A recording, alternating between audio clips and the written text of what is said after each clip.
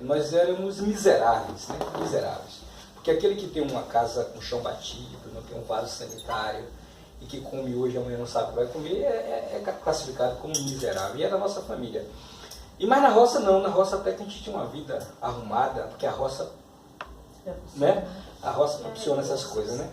E a gente estava, eu passei um período da minha vida ali perto de Arataca, naquela fazenda Itaconcal, não sei se os irmãos conhecem, depois de São José, à direita, aliás, depois de São José à direita, uma fazenda que tem umas casas enfileiradas, uma fazenda linda. Ali tem uma alameda de eucalipto, que de manhã um aroma tão delicioso naquela fazenda. O sol quando batia no rio, tem um rio na frente dela. Então era maravilhoso morar nessa fazenda. Maravilhoso. Mas isso durante o dia. Eu tinha muito medo da noite. Eu tremia, chorava quando chegava a noite.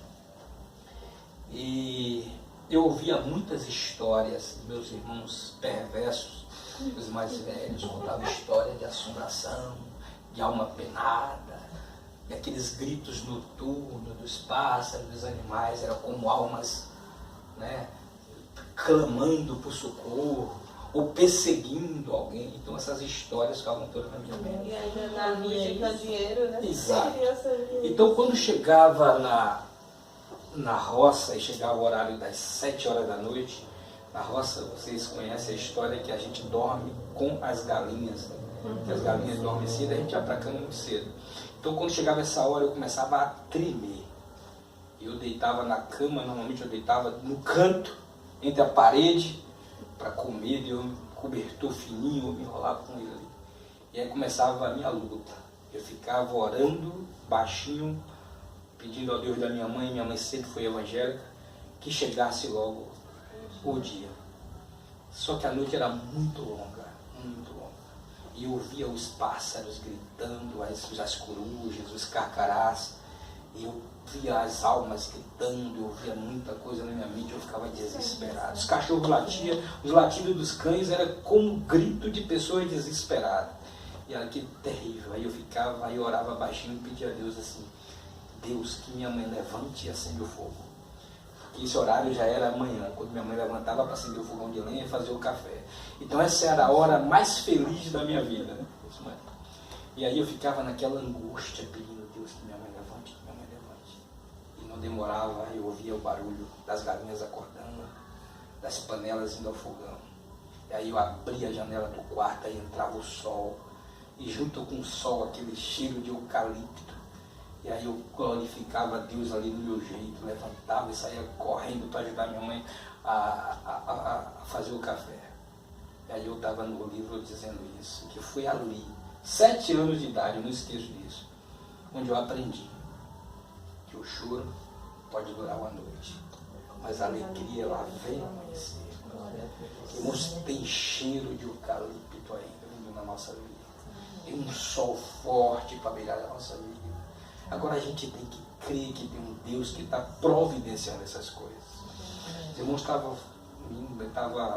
falando ali na oração e ainda no louvor de louvor, que a gente precisa compreender, ter essa humildade, como a irmã falou, de reconhecer que nós somos dependentes de Deus. Irmãos, o grande Martinho Lutero, o grande reformador, o responsável pela palavra chegar até nós, que antes era restrita a algumas autoridades eclesiásticas. Ele dizia que não saía de casa sem antes não ficar 2 horas em oração, todo dia. Ele não botava o pé na porta sem antes ficar 2 horas em oração, porque ele dizia que se não fizesse isso, seria derrotado por Satanás. Não teria força para enfrentar as dificuldades da vida.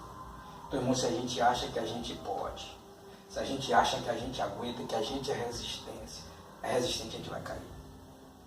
Vai cair, não tenha dúvida. Então a gente precisa ter essa consciência que a gente depende de Deus. Aqui o texto que eu escolhi está em Romanos 7. Olha que interessante. Romanos 7. Versículo 15 em diante. Romanos 7, a partir do versículo 15.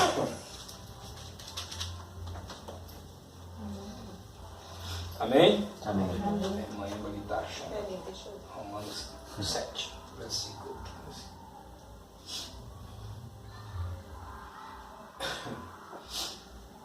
15. Irmão, sabe que Romanos foi escrito pelo grande Paulo, né? O grande Paulo, o magnífico Paulo, o fantástico Paulo, o extraordinário Paulo. Um homem que tinha intimidade absoluta com Deus. Um homem que... Eu tenho Paulo como meu grande herói. Tenho Jesus Cristo como meu salvador e herói. Mas eu tenho Paulo como homem, o meu grande herói. Eu quero ser como Paulo, quero ser como Paulo. Até porque ele diz, sei de meus imitadores como eu sou de Cristo. Então, se eu imitando Paulo, eu estou imitando Cristo. E Paulo ele entendeu que as palavras os ventos levam. As palavras elas vão embora, mas o que está escrito fica. Então ele também passou a escrever. Paulo achou que não era só pregar, ele também passou a escrever.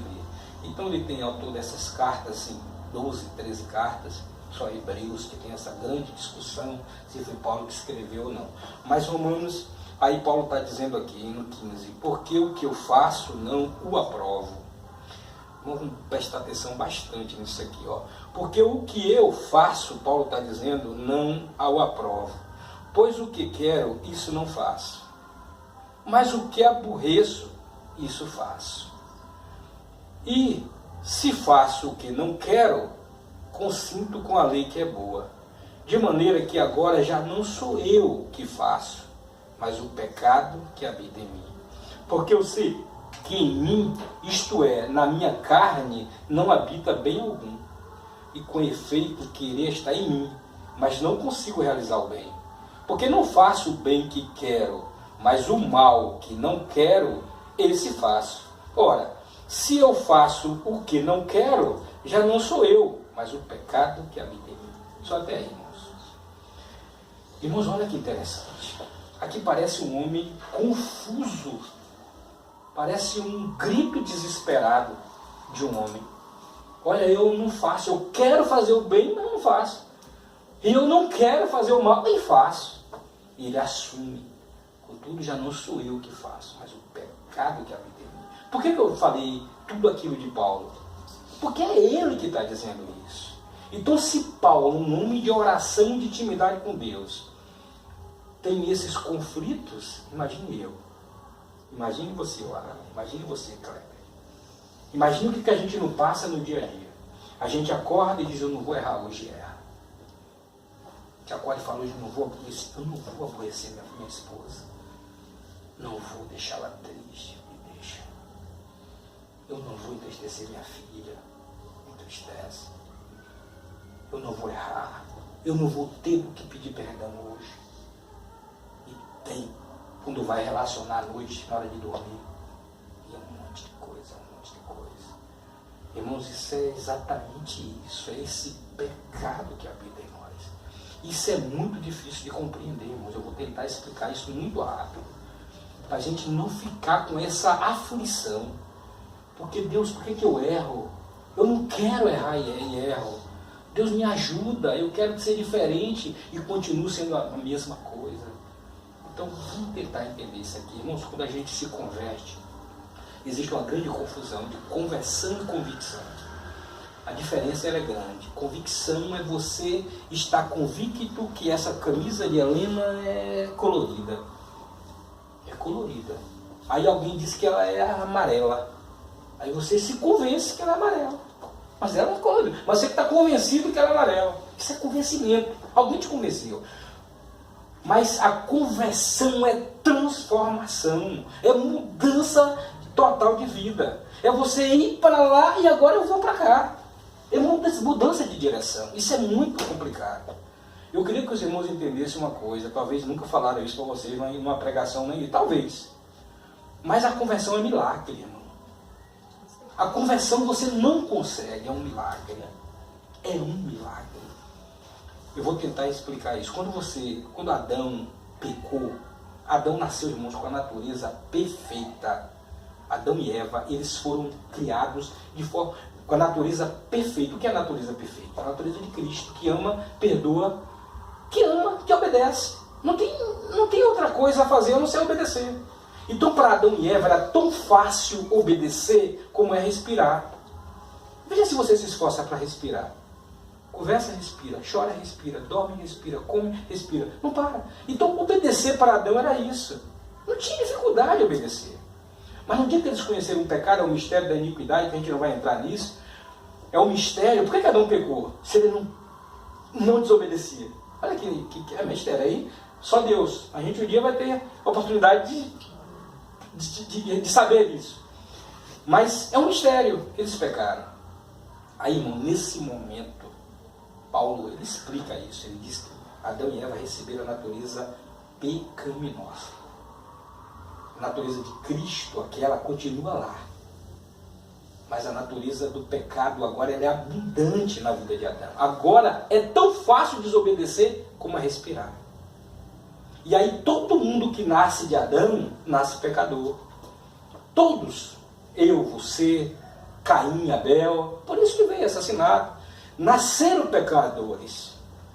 E aí agora, quando se converte, o dia que você vai lá na frente, que a palavra toca, que Jesus fala com você, e você chora, e vai lá na frente e diz, olha, eu quero esse Deus.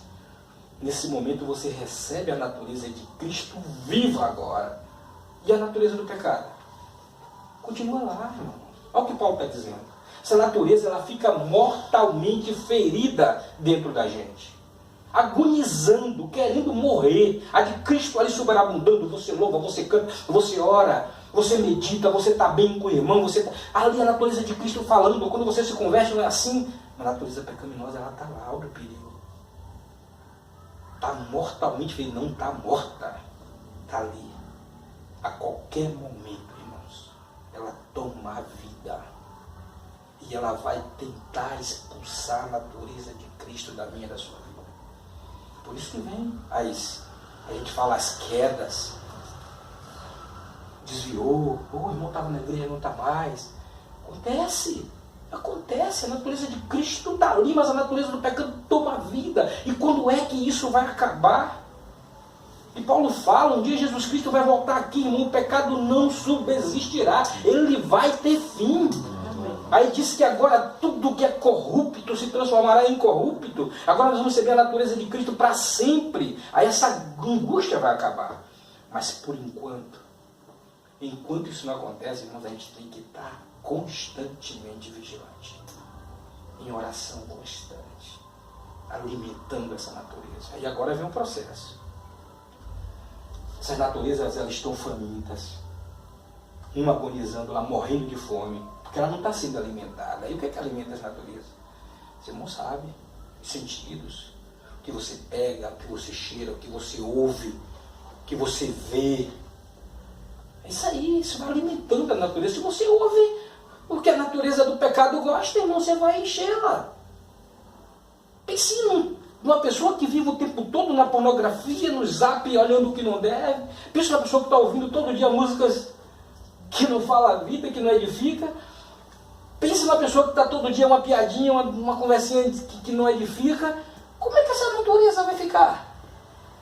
Só tomando vida, a natureza de Cristo é que vai ficando agonizando ali.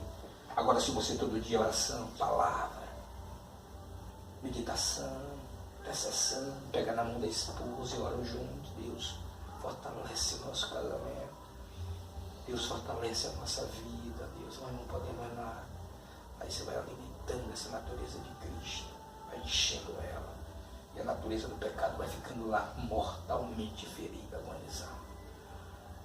Agora acontece, irmãos, que tem pessoas que às vezes entram na igreja, e a gente precisa ter muito cuidado com isso, para não fazer esse julgamento. Tem pessoas que entram na igreja, e eu gosto de contar uma ilustração para exemplificar isso. Imagine o seguinte, que eu sou um lobo, um feroz lobo. E um dia eu estou caminhando por aí e vejo as ovelhas. Olha que bonitinha a vida das ovelhas. Olha como elas são unidas. Elas se reúnem todos os sábados. Olha que gostoso, olha como elas não gritam, não são barulhentas, são educadas, gentis uma com as outras, não se mordem, não se ferem. Ah, eu quero uma vida dessa. Eu quero ser como as ovelhas. Só que eu sou um lobo. E aí como é que eu vou fazer? Se eu entrar lá no meio das ovelhas com essa cara de lobo, esse jeito de lobo, elas vão descobrir, e aí vão me expulsar de lá, porque ovelha e lobo não se dão bem. Aí o lobo tem uma ideia, vou me disfarçar de ovelha. Aí ele vai lá, pega uma capa de ovelha, uma pele de ovelha. E aí ele bota a pele de ovelha. Aí parece uma ovelha, porque ele tem a fisionomia de ovelha. E aí entra no meio das ovelhas. Agora ele vai tentar viver como elas. Aí a ovelha come o capim, ele come o capim. A ovelha dá um pulo, ele dá um pulo.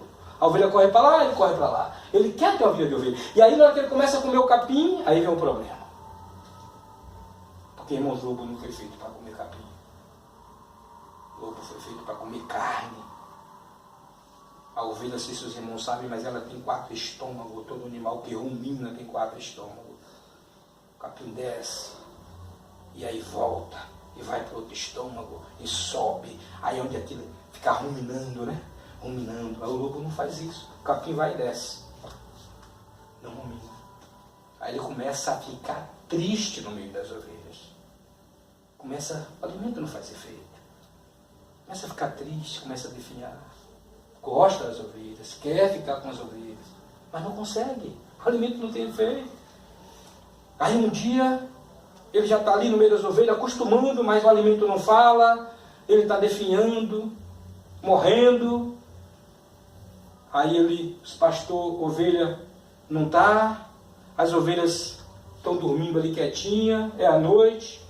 Aí ele vai devagarinho, vai atrás de uma pedra, tira a capa da ovelha, esconde lá e aí parte para viver a vida de lobo.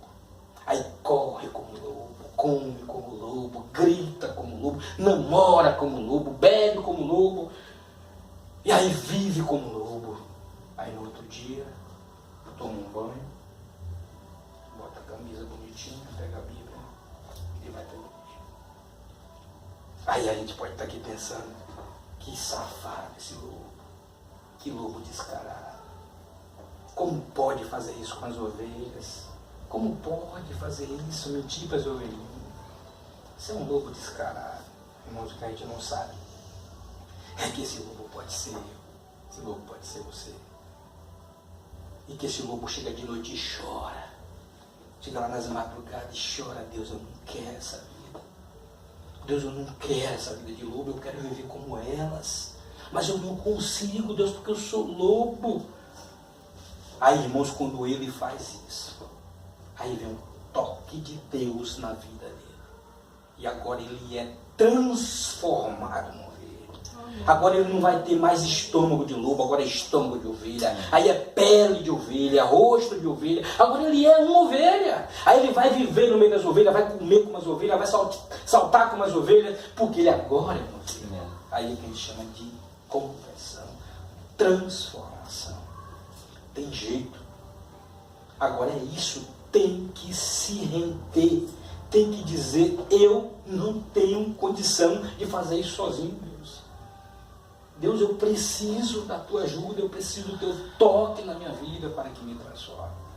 Irmão, só depois disso é que a gente vai ter uma vida cristã com sentido.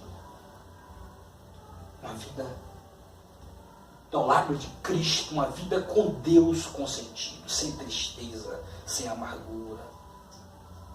Não é uma vida forçada. Eu vou porque eu tenho prazer, eu canto porque eu tenho prazer. E às vezes a gente está na igreja, irmãos, e a gente não consegue perceber. Aliás, a gente só consegue perceber os defeitos da igreja, os problemas da igreja. E na igreja, vocês podem ter certeza, não sei quantos tempos vocês têm na fé, já devem ter percebido que a igreja tem muitos problemas. A igreja vai ter gente que vai te entristecer. Vai ter gente da sua confiança que vai deixar você triste. Vai ter gente que você vai olhar assim, meu Deus, esse homem, é ele que está fazendo isso. Aí, querido, é porque aí é homem, ali é uma igreja feita de homens. É uma igreja feita de homens. Quando eu falei que o lobo ele é transformado numa ovelha, mas ele vai ter um tempo para se adaptar a viver como ovelha, porque ele passou uma vida toda como lobo. Uma vida toda com hábito de lobo, com jeito de lobo. Então transformado, mas ele vai ter um tempo para se adaptar, vai entender o que é isso.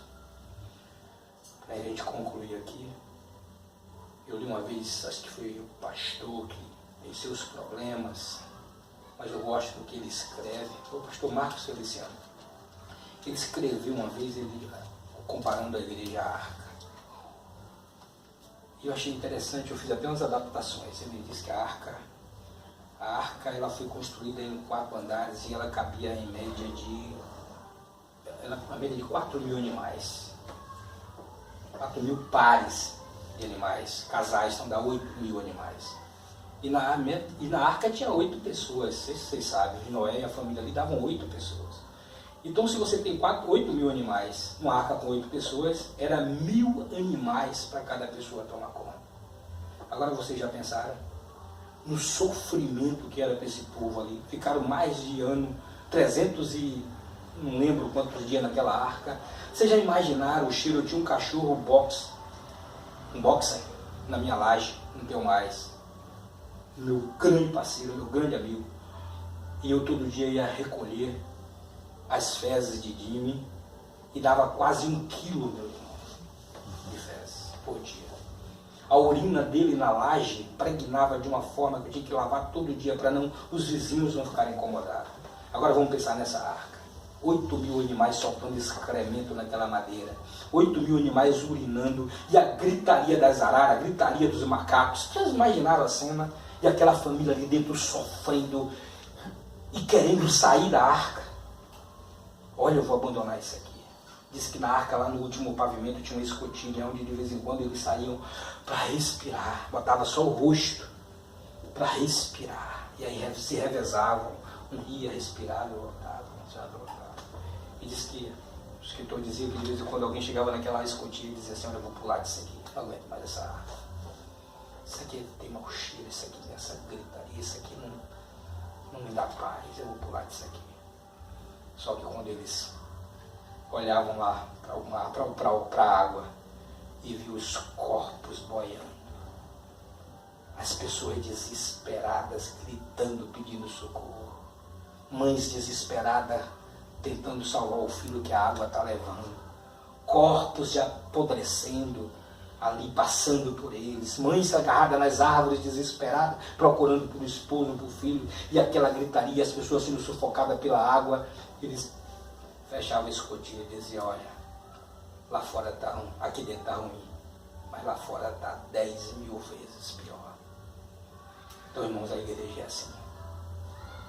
De repente você está achando que está ruim ali dentro, irmão, aqui fora está 200 mil vezes pior. Que aguentemos uns aos outros, que aguentemos o mau cheiro, se for possível, do outro, que aguentemos a gritaria do outro, o desconforto do ambiente ali, que está nos...